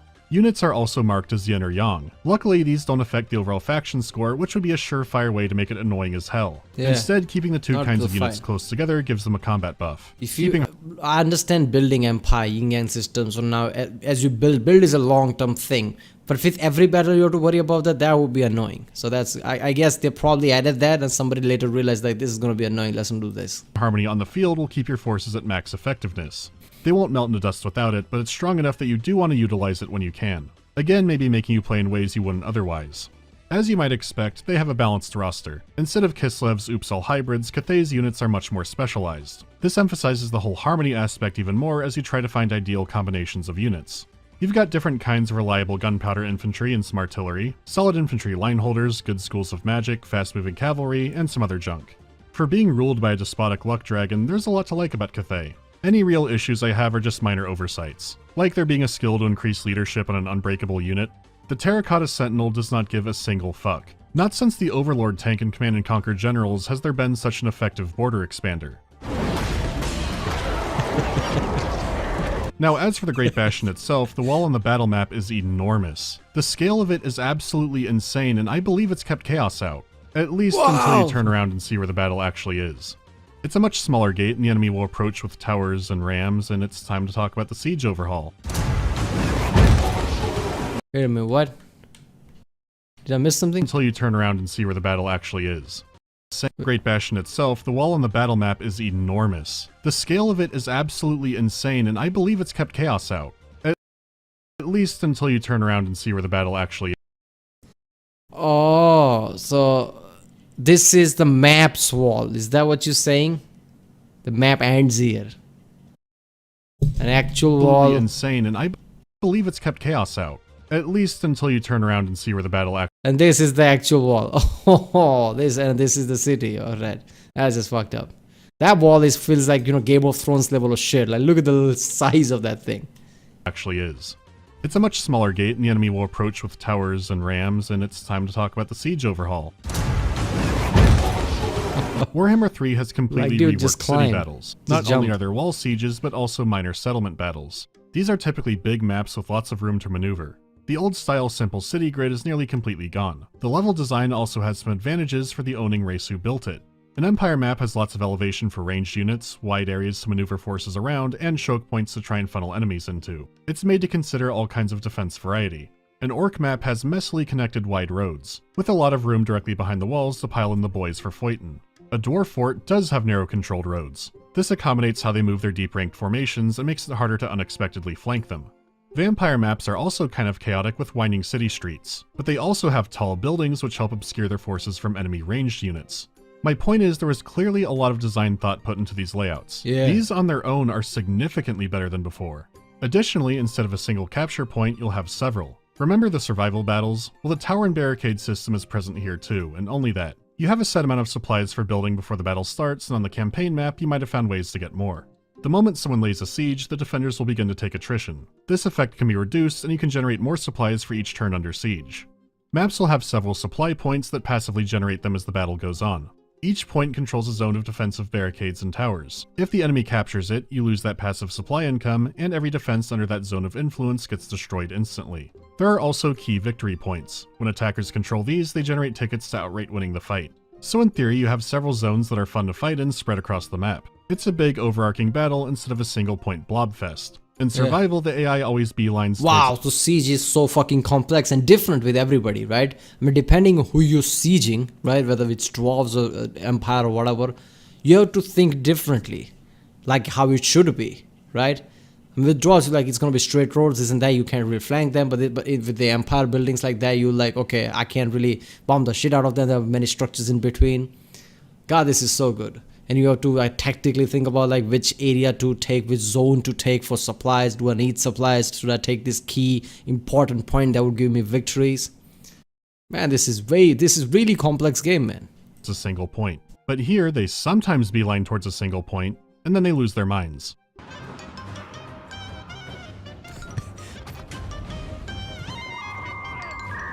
Did they spawn a unit that can't capture here? I can't even count how many units have just run through supply points. I've seen units run by capture points, change their mind and turn around, and then they run away from it again. It actually started getting really funny to see how close they would get before getting scared and running away from it again. Look, holy shit, they're almost on the border now. And oh, there they go. I'm not kidding when I say most points I've seen the AI capture have been on accident, simply from a large enough crowd constantly moving through it. Sometimes their brain outright shuts down and they sit outside the settlement not doing anything. or start running around like headless chickens outside the settlement. Even spamming magic on them non-stop would not unstick them. Sometimes they get on a point but forget they need to fight for it. I've seen lords walk to the victory point to die no matter what, including some who will die outside the walls because they move so slowly. Well, in this clip he's not moving at all. That also happens sometimes.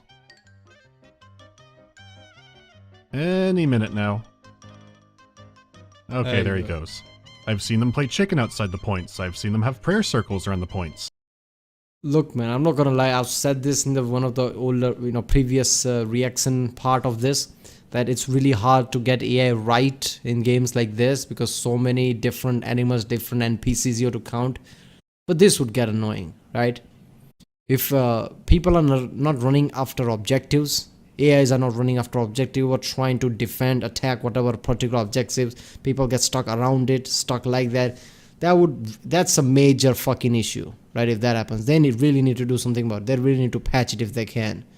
Because this is the one point you don't want AI to fuck out, right? Because that's the whole point of the game, right? This is where the pressure comes from. This is where the competitiveness comes from. Otherwise, you'll be like, oh, look at that. They're going to take, oh, look at it. They're just running around and around it. There's no issue there.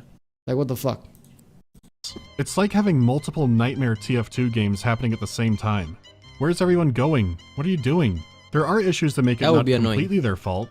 I've had units get stuck inside the terrain or trying to dock with it like it's a wall. Sometimes you can pass through your own barricades, and sometimes your guys get stuck in them forever. I've seen battering rams not disappear and block off the gate, and sometimes I'm not running the show anymore.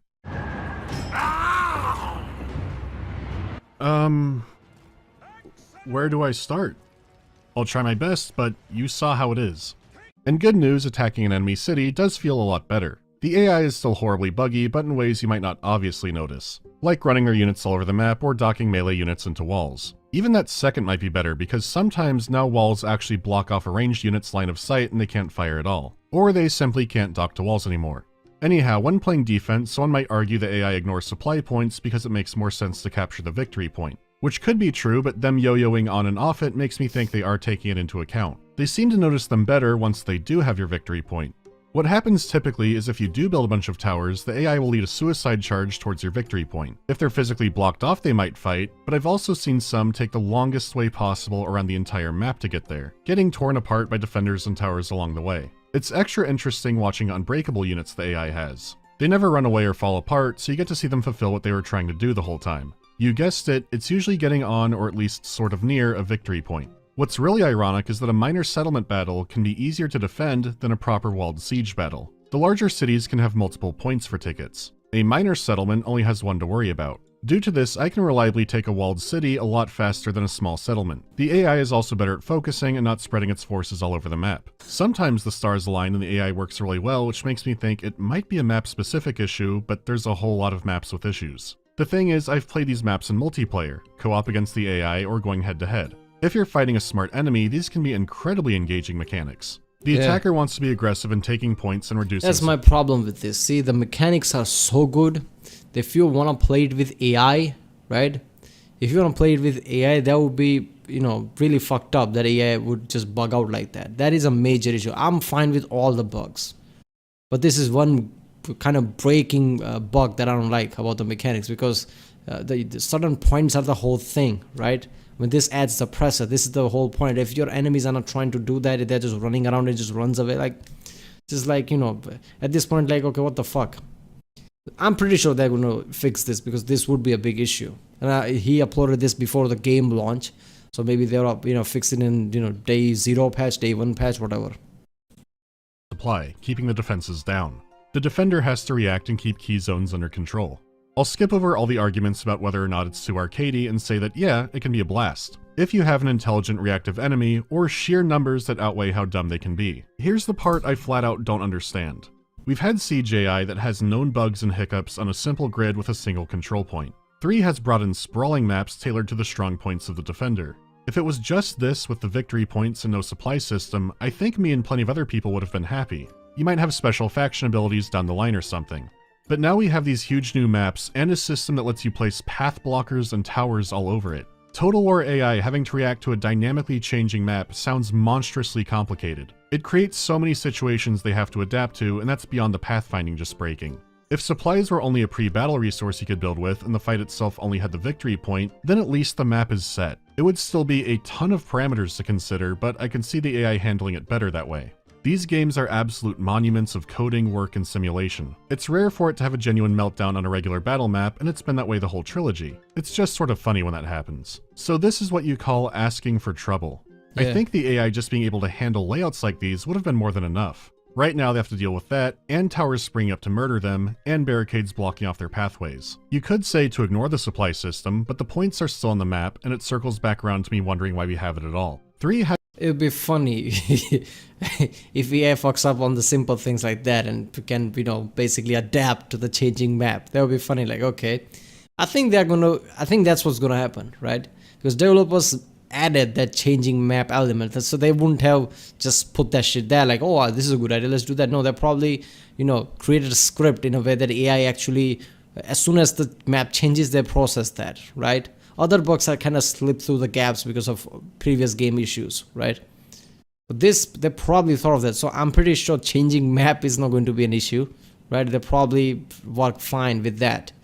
But these other things, they're going to be bugging. And even that, I think the level of effort they're putting into Warhammer 3, I think they're going to really patch that shit through. They're going to focus on that. Has some fun sectioned off multiplayer campaigns. There are 8-player games, but even better than that, simultaneous turns. It was pretty stable from what I played too. You can easily juggle unit control around to buddies no problem. The gigantic battles are also a lot more fun in co-op since you can manage it better handing off units to friends. Fighting an overwhelming force in a city can now be fantastic. Like I said before, this works best with overwhelming enemies, or smart enemies. Multiplayer has both.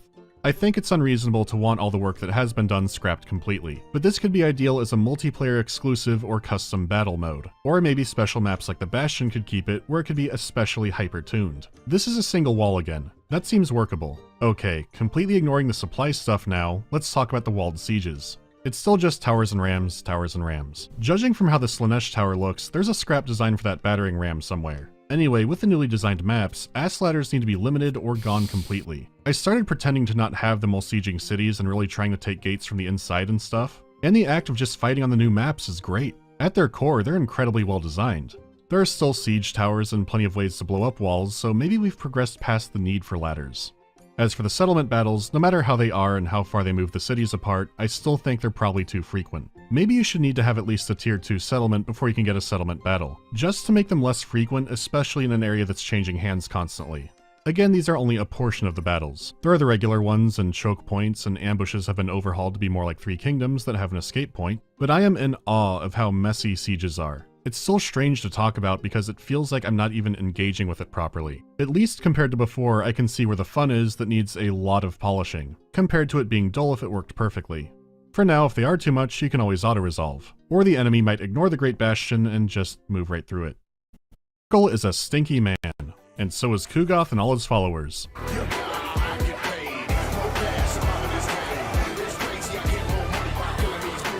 Official Nergal. Kugoth combines music. the horror and disgust of a TLC human interest documentary with the high-stakes thrill of a lively street fight. His forces are gross and diseased, and they know it and love it. The units are horrible to look at, but they have such joy in their hearts. They are wonderfully brought to life and animated, and as you'd expect, they have a lot of flavor on the campaign map as well. For starters, how they build is very different. Nergal is about the cycle. Well, because Nergal is what? Papa Nergal? Only one of the Chaos Gods who actually give a shit about his followers, right? So he would give a shit about his demons too. Maybe that's why they're happy, right? Because they know actually Nergal gives a shit about them. Of life, death, and rebirth, so the buildings do the same. You build it once, then it automatically progresses through a life cycle. At some points, they'll give you a unit to summon and then keep cycling through. There are ways to speed up the process, but regardless, the buildings are always growing and doing something. Initially, gaining the units is slow, but once they're grown, you can summon them instantly. This means once your economy is rolling, you can quickly recover an army or pump out a death stack. You may have guessed that this is a generally slow-moving faction. I mean, Kugoth is practicing some kind of mobility scooter Krav Maga. The idea is to nurture and grow your cities, while cooking up all kinds of plague. Nergal's special resource are infections, which you utilize in making new diseases. You can easily choose an army or city of your own to infect instantly. You can't directly click plague an enemy, but a cult can unleash a random one. Maybe not in Cathay. You have to hope that plague spreads through contact, and technology and manifestations can make this easier. The more you spread a general type of plague, the more symptoms underneath it will unlock. giving you different kinds of effects you can mix and match to help your forces and harm your enemy. Certain combinations are special plagues like Nerglings Rot that have much stronger effects. The local dwarfs might not be so tough after catching palsy, or anything else you use. Wait a minute, there are real plagues in this one, right? Black plague and green pox, or whatever that was. Certain combinations are special plagues like Nerglings Rot. This is the, games was the infamous plague that has never been better. Nurgle's greatest accomplishment, the most contagious and deadly of all. Holy shit. These plagues are plague, okay, left. Wow. So this is the deadliest plague of them all, the Nerglings Rot. Rot that have much stronger effects. The local dwarfs might not be so tough after catching palsy, or anything else you use to box them in. You want to weaken the enemy because your battles are about outlasting them. The army may be slow, but it has a lot of sustaining potential. Army abilities can be activated based on how much damage your forces have taken. Buff or debuff, most of these spread to close proximity units, and there are skills and spells you have that do the same. This is all about making the fight as much of a blobfest as possible to spread all of your bullshit around. We must engage the snake. Gross.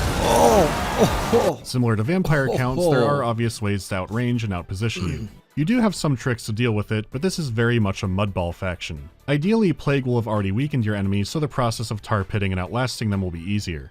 It's a simple playstyle I'm sure people will poke holes in, but it's a lot of fun. It's perfectly thematic for a group that makes everyone in a voting district instantly shit their pants. Hey, we found a dinosaur fossil. Let's shove maggots in it. They do have an issue, which is better to expand on when talking about Tzeentch. So let's change over. Tzeentch is all about knowledge, scheming, manipulation, and really? magic. He's just walking past them, I guess. Oh, that is the duration he talks about. No, but he talked very little about Nurgle. Okay. He's represented in-game by Kairos Fateweaver. He deals with time-space continuum nonsense like setting out to kill his past self only to be ambushed by his future self. That is a normal day in the Tzeentch gang. Oh, he's Doctor Who. This time around, your special campaign resource is Grimoire. Oh, Doctor Strange, sorry. Doctor Strange. These are mainly used for unlocking and using the Ways of Change. These allow you to spy, scheme, or cause diplomatic incidents. Incite a rebellion here or there, open the gates for a siege, or transfer yourself a nice settlement. You could gain a lot of direct power doing this, but more importantly, you can be funny. Yeah, I could just take a settlement, or I could transfer it over to Scarbrand, or a different edgelord who will notice the area and get pissed off. Why fight yourself when you can welcome Khorne to the neighborhood?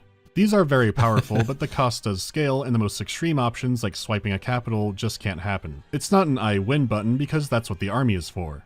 You can eventually get a teleport stance and manipulate magic to help your faction out, but I don't find this stuff worth going over compared to the roster. Tzeentch is a range-centric faction from bolt throwing.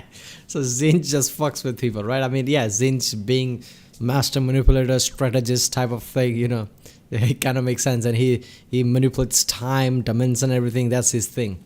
Horrors to living flamethrowers. Between the magic and flamethrowers, when you're in range, Tzeentch can melt like nobody else. If you want it to be extra stupid, use the Lore of Metal. My results screens often look like I use some kind of meme doomstack. A big part of why Tzeentch is so powerful is that every unit Tzeentch has comes with a barrier. This is a personal shield generator that goes on top of the HP and absorbs all damage, and also can be buffed. You can get into ranged position, harass, and do all sorts of stuff without your shields ever being broken. And if they do, it doesn't matter much because you can move them away. Then the shields will recharge. They can do this forever.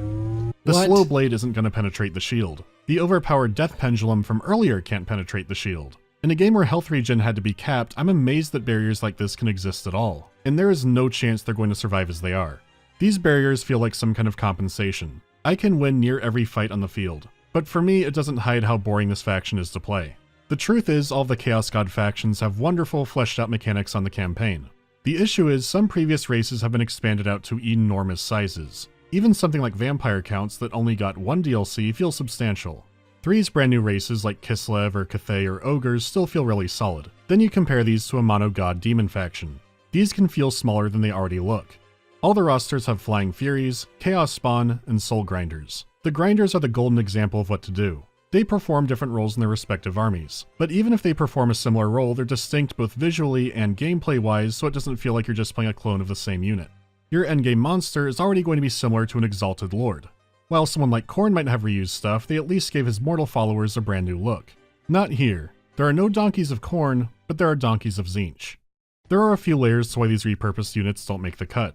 The first is technical, being the effects that are lost along the way. Let's check out the Chaos Spawn introduced in Warhammer 1. They have this gross, wet, slimy layer to them. This model is somebody's baby. Now let's repurpose it into a Nurgle spawn, which should be way grosser, and it's actually pretty dry looking. Work was put into recoloring the models, but they look worse because they weren't meant to be colored like it, and they are way too similar. The unaffiliated Chaos Warrior models from the older game look way better than the brand new ones. They also don't gel with the visual theme for the faction.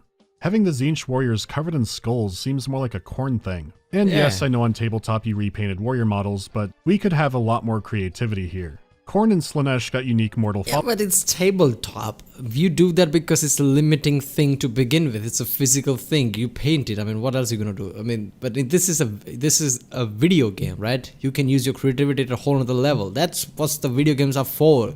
Something you can't do in physical world, you do it in a video game, right? Use your creativity.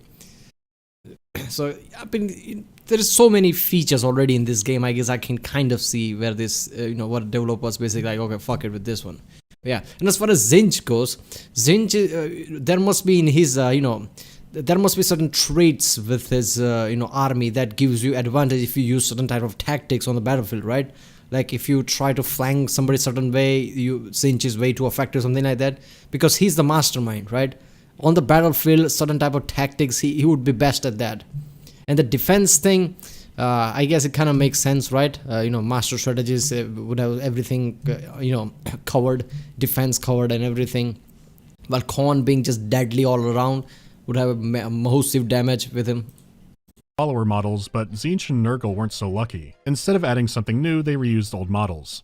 To bring up the spawn again, the game Chaosbane gave them all kinds of variety. Using the silhouette as a base, there could be tons of unique designs. There are creative artists there fully capable of doing that. Yeah. For one reason or another, that didn't happen. Again, I'd understand it more if the rosters weren't already so small. If it's going to be that way, at least go the extra mile in making them distinct. They've shown that you can share a unit name and still do that. I mean, the Warriors of Chaos are missing their leaders right now, so maybe something is planned for them?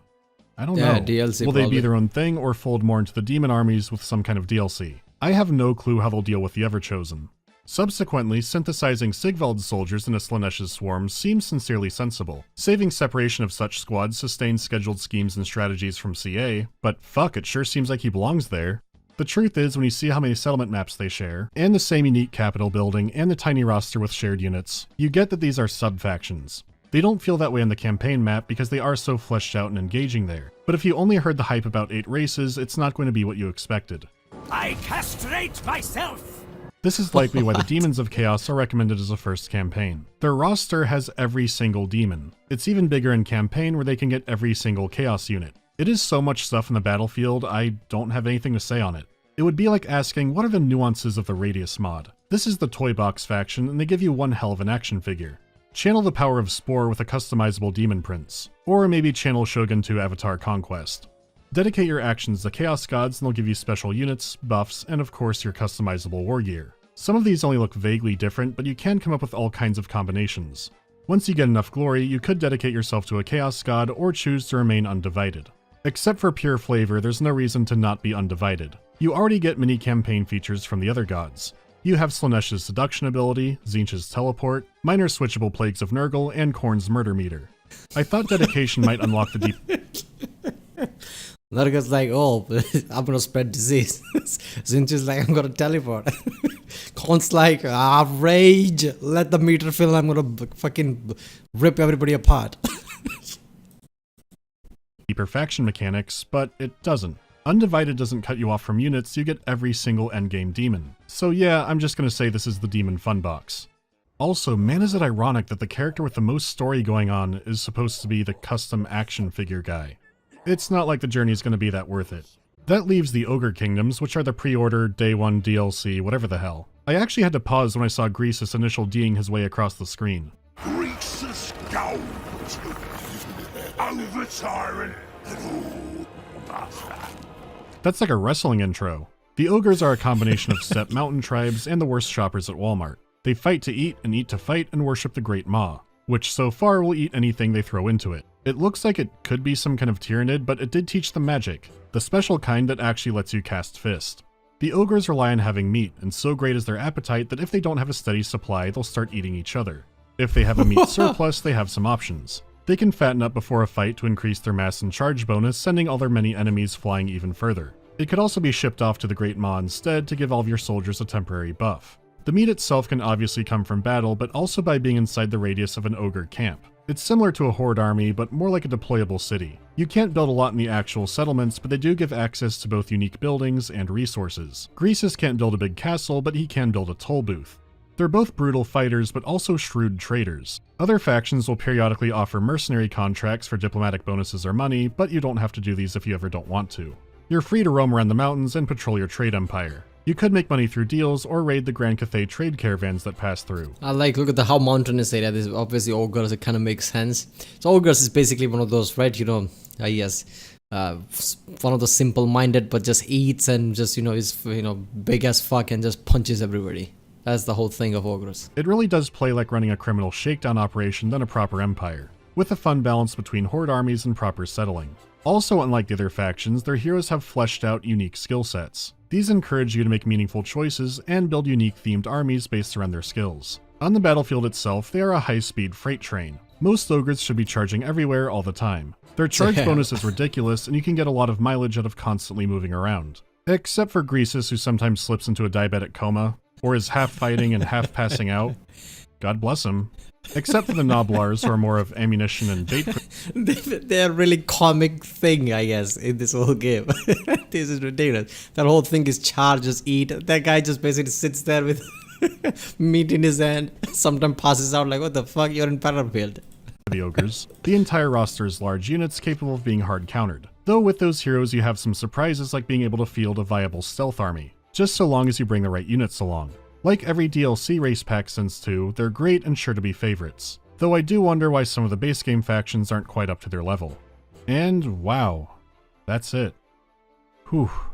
Warhammer 3 has brought in fantastic new mechanics, interesting new races, and a whole— I think he didn't want to make this video 1.5 hours or something like that. One of his Warhammer 2 videos, I guess. It's pretty long like that. So I guess he just, after Nurgle, he just kind of summarized because he was really fast. Ton of potential for the big mega map. While some areas are incredibly polished, others are unbelievably broken. I think it could have benefited from a longer delay instead of coming out in a month packed with games. Like the Lord packs before it, there are some factions who got the short end of the straw. See, that's the thing.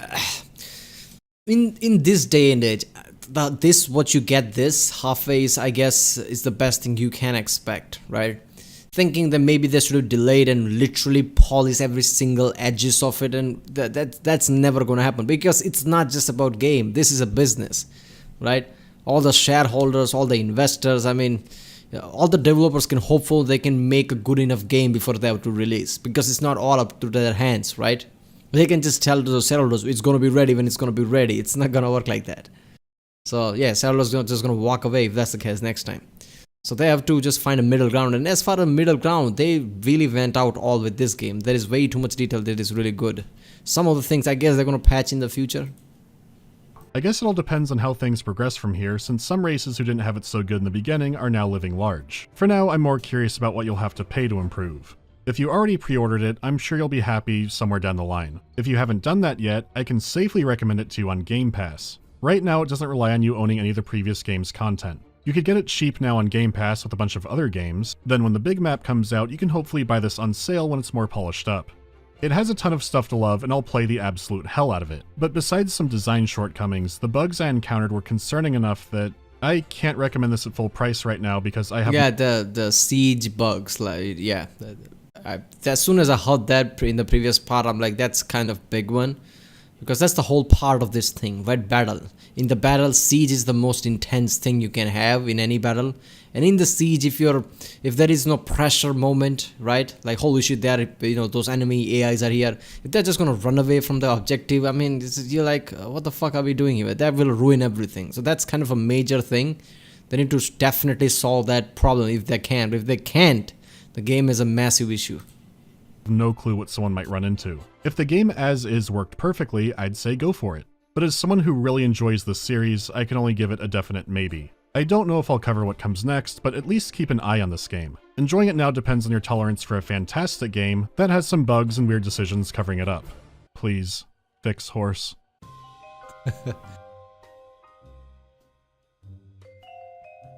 Yeah, okay. These are credits.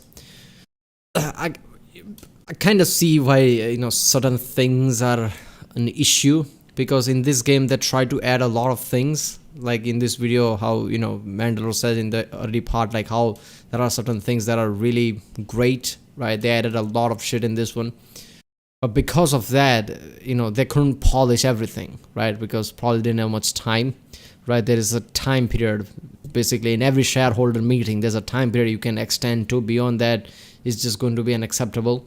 Cyberpunk was one exception where that took 7-8 years. I don't know how they kept you know, shareholders happy. Assuming that some of the developers themselves are going to be major shareholders, then it kind of works, because otherwise that's a massive issue. So yeah, I mean, look at the Bethesda Game Studios, right? Fallout 76, I mean, that's the shareholder shit, right? I highly doubt.